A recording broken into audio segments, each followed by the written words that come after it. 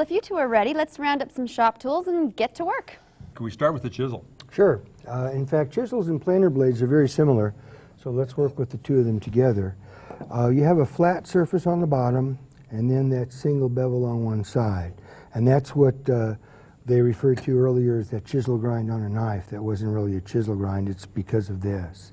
Now generally, we'll work the area on the bottom. There's two little slots in the bottom of the sharpener, and the stones will fit right in there. And that gives you a larger flat surface. The first thing you want to do with a chisel or a planer blade is flatten the bottom. And this doesn't require any special technique. It's just a matter of going across the stones until you've taken all the burrs and everything off the bottom. Then what you're going to do is reproduce that angle, like there, and then from one side to the other, actually go across and sharpen the entire blade. Now we have another way of doing that. You can actually put the guards in, and whether or not this is easier for you, it depends on which you prefer. But here you can actually do it the same way. And with a planer blade, you would do it the same way. You would first clean up the bottom so there's no burrs and you've got a nice flat surface on the bottom. Match your angle, go from corner to corner, just right across.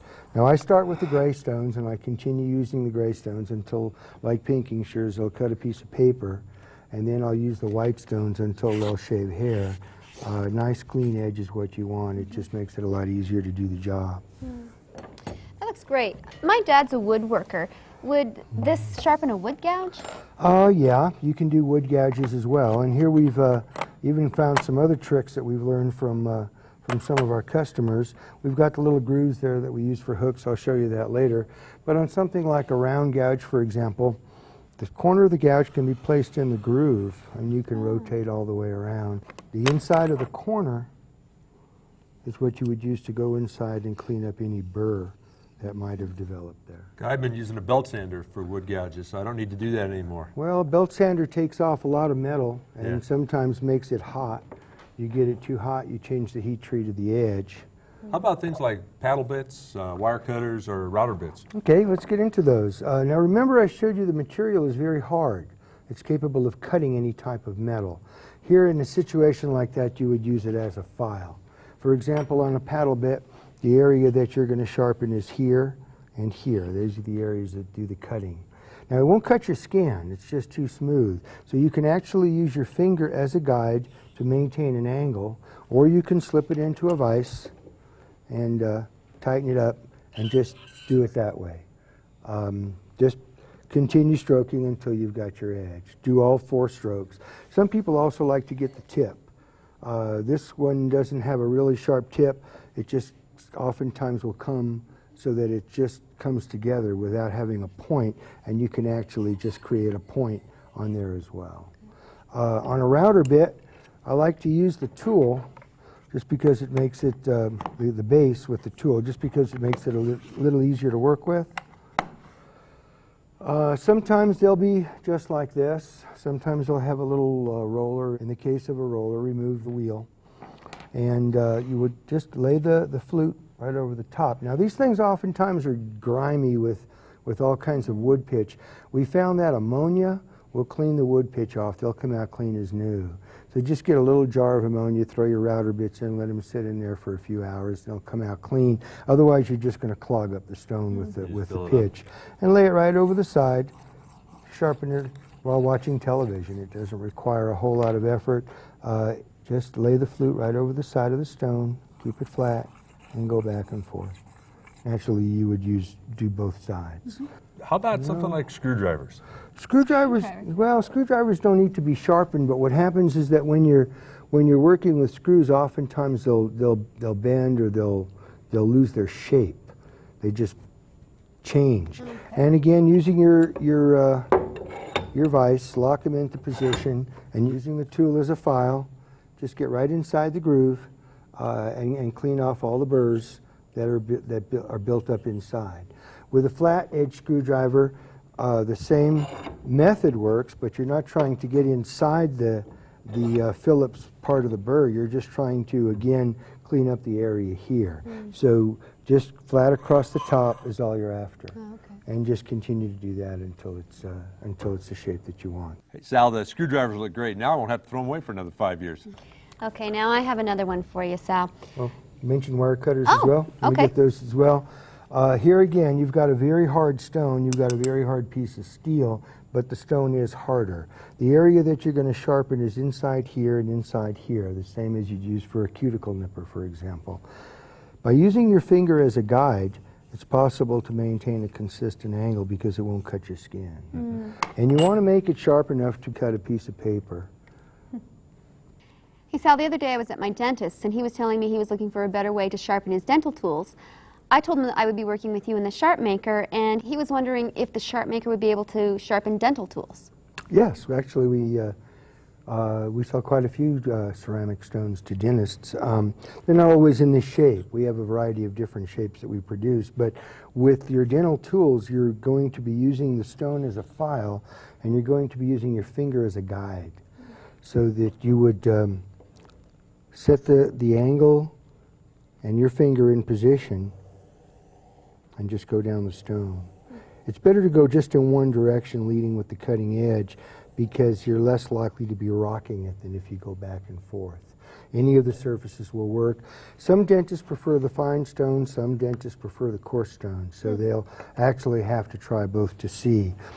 Chisel would be that way, something, or a scaler, something like an Explorer, you would use the little groove in the side of the stone and just handheld and rotate. Okay.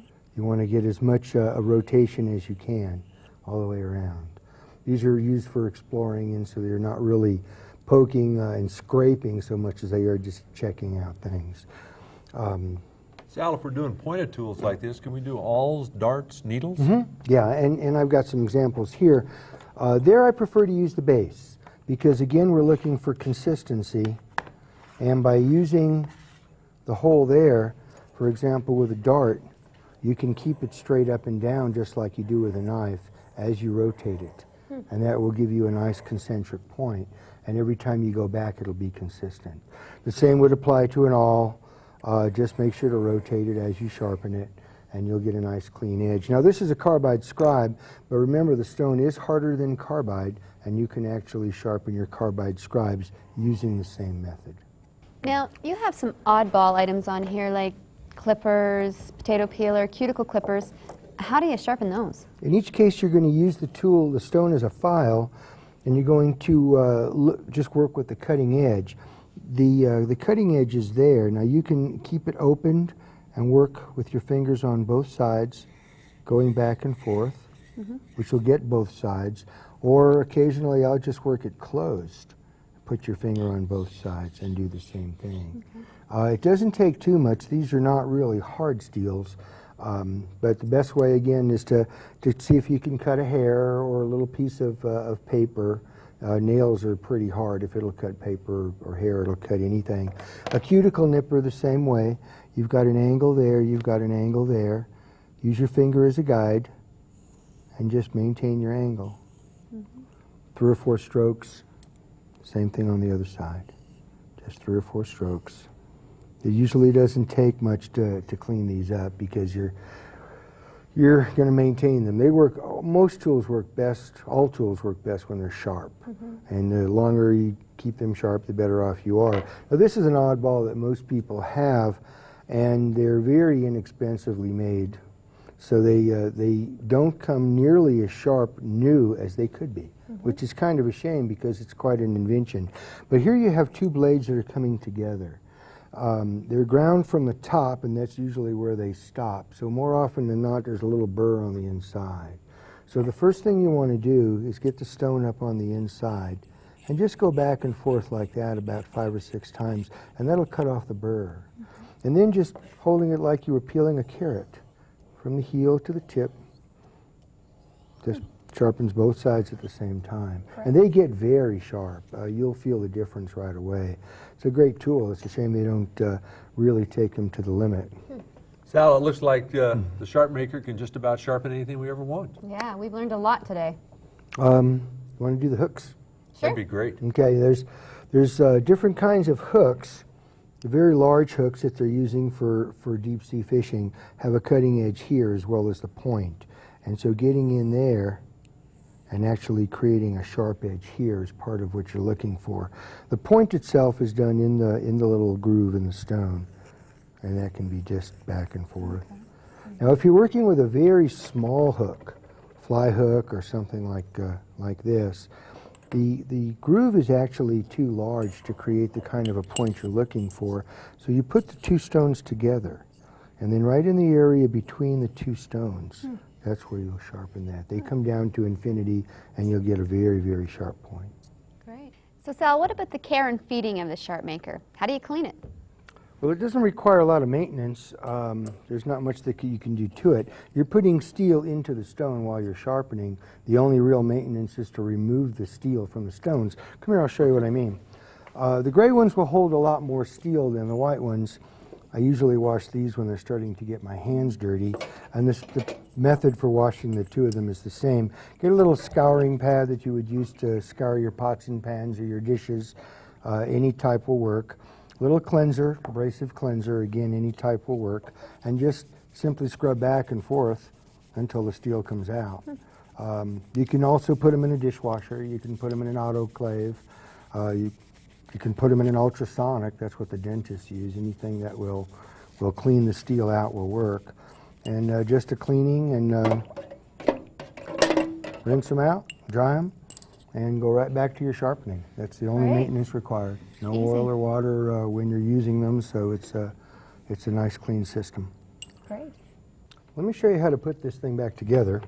The little slots on the side of the bottom are for one set of stones. They just snap in.